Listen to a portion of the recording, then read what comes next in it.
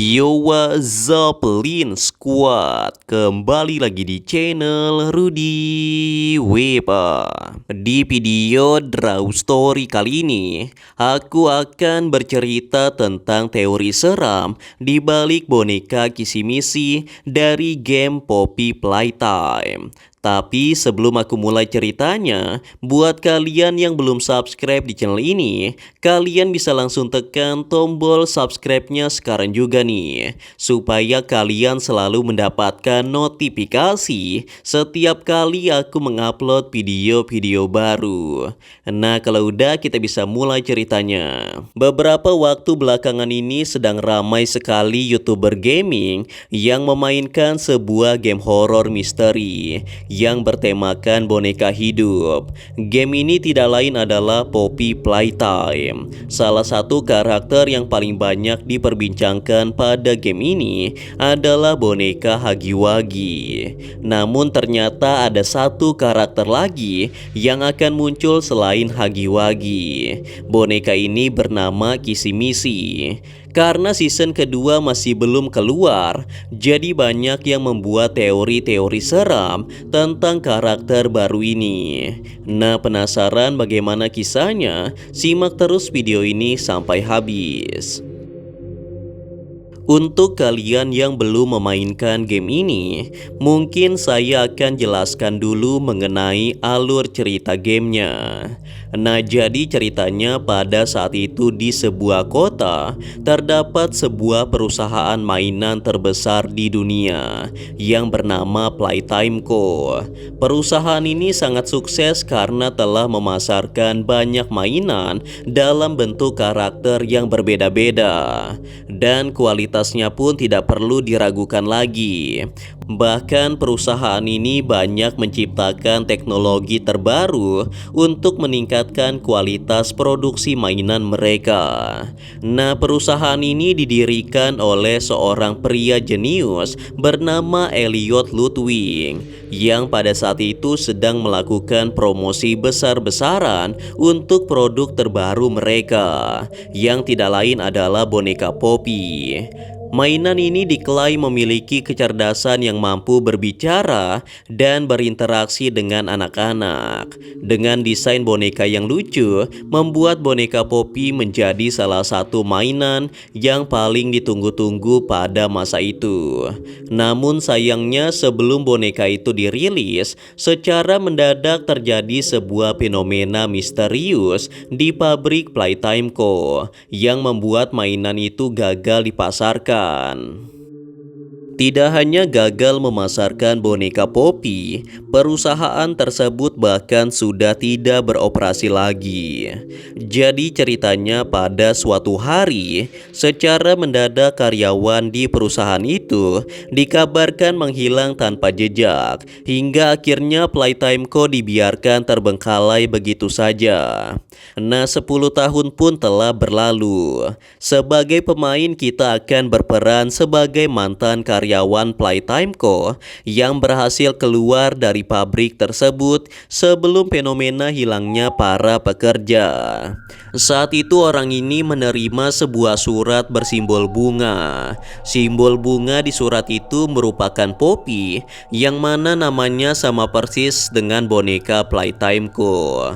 Inti dari surat itu mengatakan kalau terdapat sebuah misteri besar dari hilangnya seluruh karyawan yang bekerja di perusahaan tersebut. Di dalam pabrik terbengkalai tersebut, kita akan memecahkan berbagai misteri dan akan berhadapan langsung dengan boneka hidup. Jadi setelah menemukan beberapa tab VHS, pemain akan memasuki ruang utama dengan pajangan boneka raksasa berwarna biru. Dan boneka itu tidak lain adalah Master Playtime Co yang bernama Hagiwagi.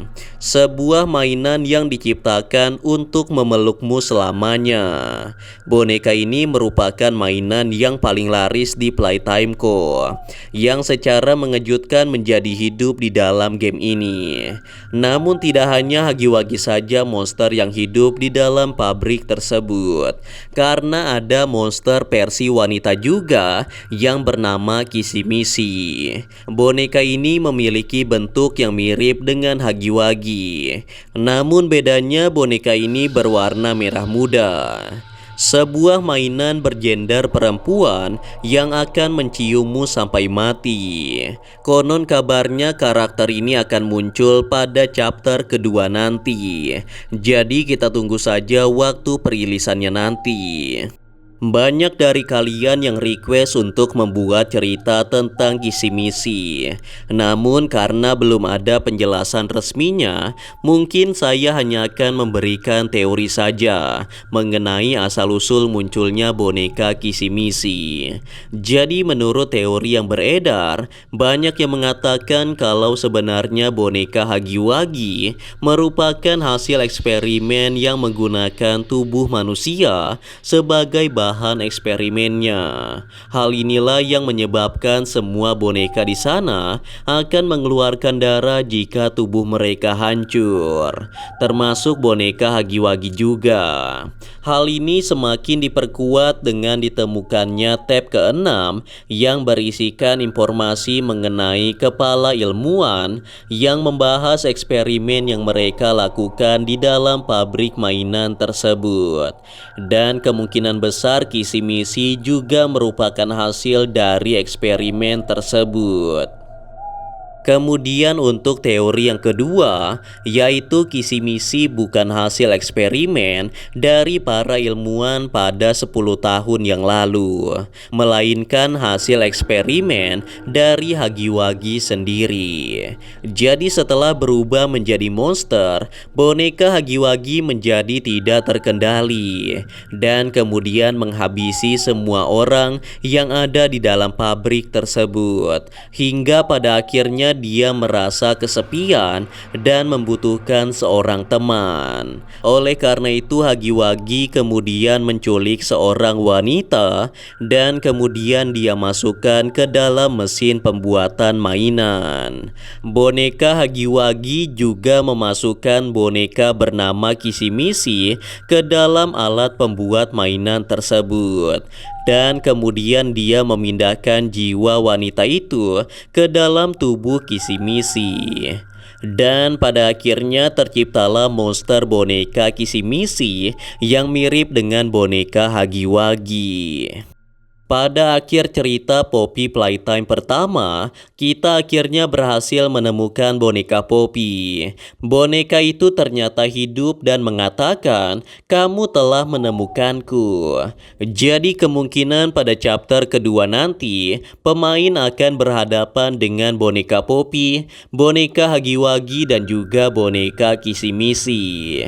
Jika benar di chapter kedua nanti akan muncul sosok boneka Kisimisi, pastinya jalan permainan akan menjadi lebih seru dan lebih menegangkan lagi, karena akan ada dua boneka raksasa yang akan meneror kita. Mungkin banyak yang mengira kalau boneka Hagiwagi sudah mati karena terjatuh saat kita melewati jembatan besi. Namun kalau dipikir lagi, tidak mungkin karakter paling terkenal di dalam game ini bisa mati semudah itu. Jadi ada kemungkinan Hagiwagi akan kembali dan meneror pemain bersama dengan boneka Kisimisi. Kemudian untuk teori terakhir mungkin agak sedikit berbeda.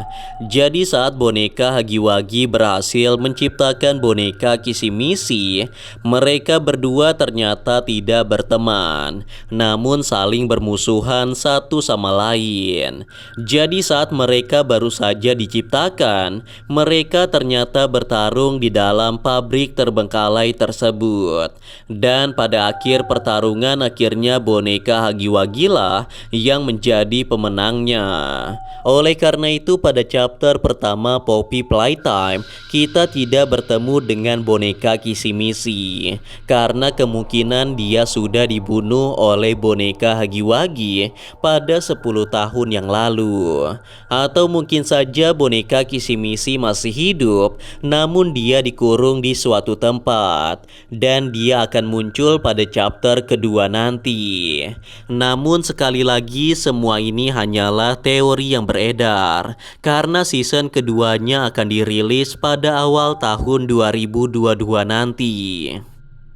Nah itulah tadi teori asal-usul mengenai boneka Kisimisi dari game Poppy Playtime. Masih banyak hal yang belum terungkap pada season pertama ini. Jadi kita tunggu saja season keduanya rilis. Namun tentu saja semua cerita ini hanyalah kisah fiksi yang diciptakan oleh si pembuat game.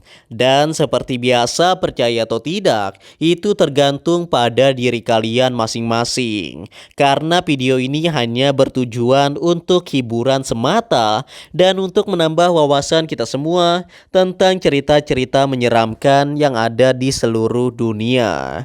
Anyway guys, kurasa itu saja untuk video Draw Story kali ini. Semoga kalian suka dan juga terhibur. Dan seperti biasa jangan lupa untuk like dan subscribe untuk terus support channel ini. Kalau kalian ingin request untuk cerita Draw Story selanjutnya, kalian bisa aja tulis di kolom komentar. And yeah, thanks for watching guys. Till next time and stay cool. Bye bye.